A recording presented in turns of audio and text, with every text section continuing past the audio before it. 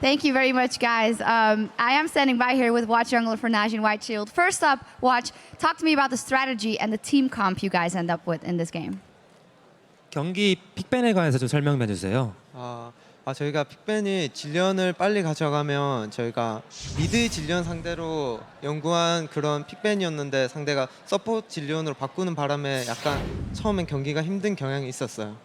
So our comp was made against mid Zillion, but then they switched their Zillion to support, so that's why I think we struggled in the early game. Yes, you said in the video before we have to shut down Frog, and then he gets 3 kills in the early game. So where did you go from there? 그 사전 인터뷰 때 이제 프로겐 선수를 많이 경계한다고 했었는데 결국 프로겐 선수가 3킬을 먹었어요. 거기서 어떻게 풀어나가셨나요? 너무 프로겐 선수가 잘한다고 생각해서 그 선수에 대해 좀 너무 압박을 받고 좀 말리려다가 오히려 제가 더 말렸던 것 같아요. 그래서 초반에 좀 제가 좀 못한 점이 많아서 아쉬웠는데 팀원들이 워낙 잘해줘서 이긴 것 같아서 팀원들에게 너무 고마운 것 같아요.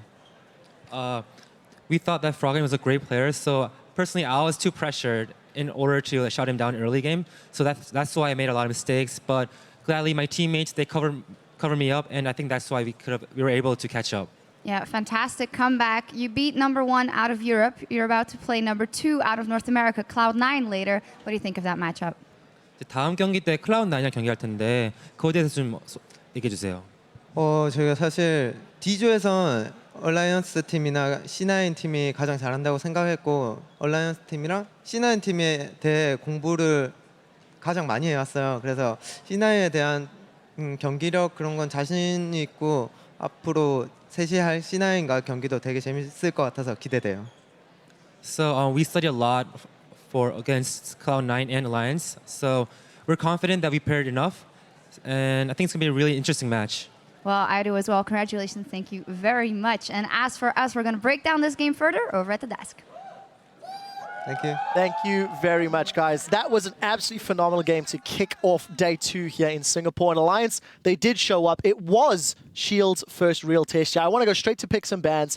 Talk about the team comps because we saw Irelia, we saw Twisted Fate, Mid Lulu. Monty, what's your take? I mean, this was a little wacky, especially from Shield, but I think Alliance had the right idea. Put Froggen on a playmaking champion, Wicked on, his bread and butter pick on Irelia. This is the right direction for Alliance to move in. And as we heard in the interview, we were a little confused about why the mid Lulu was coming up against. I guess they thought it was the mid Zillion. Yeah, they thought very it was a counter pick. I don't know. Really weird. Also, the top Riven, not something that Save is known for. This is only his second professional game, and he lost his first one on Riven. But just looking at the draft right away, of course, the early draft, Lee Sin, then Thresh and Tristana. But we know Goong has Ori. And if they haven't picked their mid laner yet, why not just take the Ori instead of the Lulu?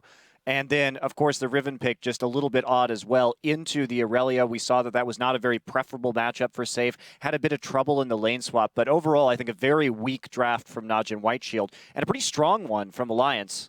I think White Shield also got lucky that they got the lane swap off. If Alliance... This lane swap was actually so obvious in the sense that I don't think Tristana can ever survive laning against Lucian Zillion, that if Alliance just called the lane swap, this game could have gone really brutal. Yeah, I agree. Talking about the early game, we do have a bunch of replays lined up, so let's get straight to the first one. It felt like Alliance had pretty good control of the early laning phase. They seemed to make positive moves. Probably talk me through this replay, and then we can discuss some of the early game antics. So this is right after a small skirmish mid, so they know Watch doesn't have flash. And Froggen takes advantage of this because he sees Thresh hook down, and they go all in, and they take out the Lee Sin. And at this point, they have a stronger 3v3 and a stronger 3v2 even. And right now, they just have to kind of focus whoever Froggen's wildcard goes on. And, one of the things I said earlier when we were coming into this group, Shield is the team that I'm most unsure of, that they are the ones that are most likely out of all the Korean teams to get upset. And a lot of it was, can Watch keep up his performance that we saw in the regionals? He went 0-3-0 early in this game. Just terrible decision-making. Didn't have the knowledge of where Shook was in order to try and make the plays he was trying to make. And that play just went sour because Zillion showed up all of a sudden. But if your support's already mid, you should be thinking, where is their support going to be? If he's not on the map, he's coming for you. And they completely turned it around. They were far too much overextended at the tower there. I feel like Alliance, a lot of the win was on the shoulders of Tabs and Nif, because once you have a strong TF, the TF's job is essentially to get your AD strong so you guys can rotate around the map, take towers, take objective, and take vision with the support.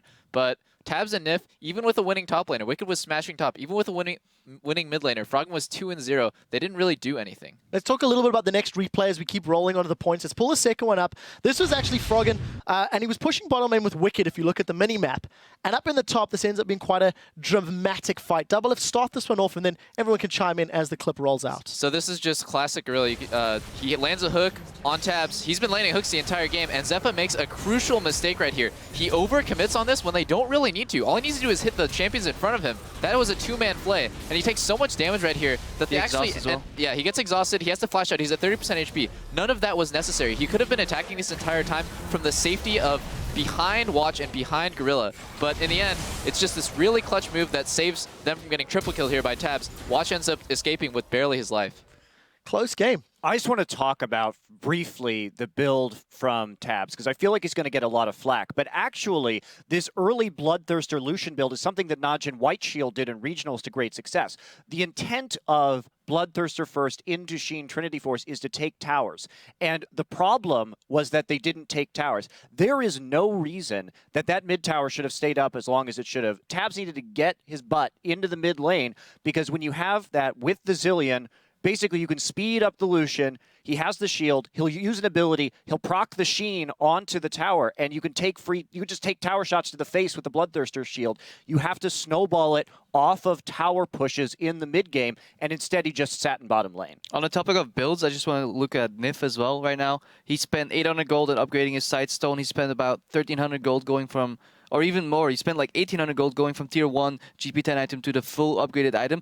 That gold could have been spent on mana regen. Zillion is a champion that excels once he gets mana regen. Get tier or showers or both, drop the Moby boots and get a CDR boots, and your E basically speeds you up and gives you the Moby boots anyways in your kit. Your rewinds come up quicker, you get more chrono shifts if you use them properly, and you need a Mikhails against the Thresh, and then once after you don't have the Mikhails, he went for an Aegis against the team comp with Riven top lane, a Fed Tristana, and a Lulu that was barely doing any magic damage in these fights. Just a crucial build and play error by Nif. I think he must have been nervous or just not comfortable in playing Zillion.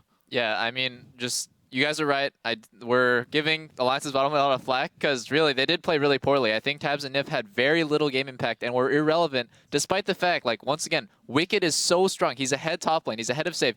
Froggen is so ahead mid lane, but they just don't do anything. But I will say, Gorilla played out of his mind. A lot of these plays, the game-winning plays, the ones that turned around, gave NaJin White Shield's avenues to get back into the game, like Dragon getting towers. It was all Gorilla that kind of just hit those magic hooks, and I think that's why Thresh is such a high-priority champion. I want to keep rolling this one on. We do have a team fight that I think really just completely sealed the deal for NaJin Shield. It is the mid lane team fight where Zepha's kind of hanging out on the side lane. So Crepo start this one off, and I know Probably wants to chime in a little later. Let's roll this clip out and talk me through what Shield did right. I mean, Shield is just disengaged right now, and then they're just waiting for a turn potential. Look at the Riven on the top. They're looking for flanks. They know they need that. Zepha's trying to distract them. Tabs, he buys into that because he'll dodge left while Wicked's actually going forward. So Alliance is actually splitting themselves up when they don't need to.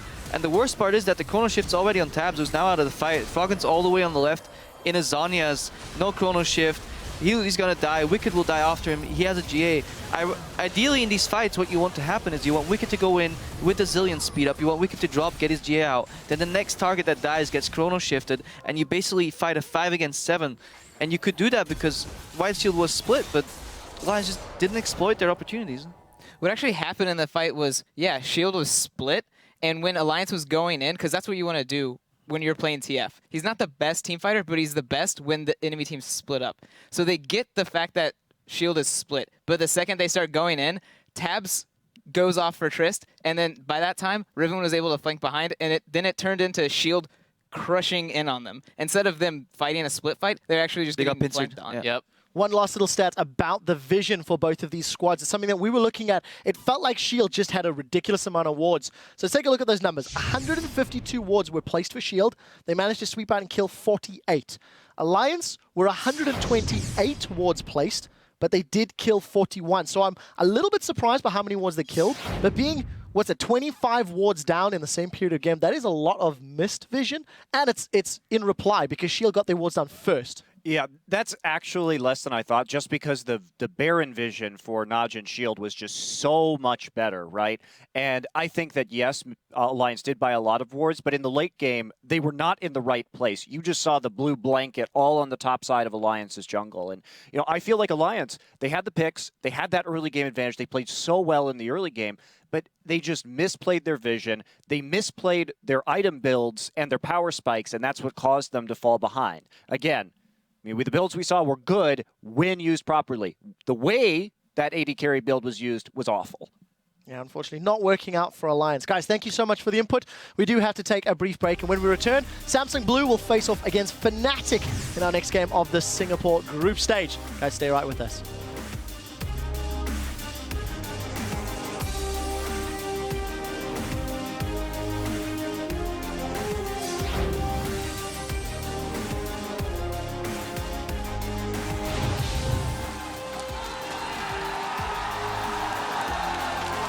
Ignite goes down. Meanwhile, Tap's taking all the damage. Will be brought back to life thanks to his support. Zephyr jumps on. There is the hunt coming in. They kill Shug. Can they kill Tam? He's still going. Nif, though, is all on his own in the middle. They've gone for Froggen, who uses that Zhonya's. He gets shut down. Kills coming back in for Alliance. So Wicked actually is going to dive in, but they go for Tabs on the other side. Nif doesn't even get the ultimate down. And, well, what's the point in having the Zillion at this stage if you're not going to get the ultimate in there?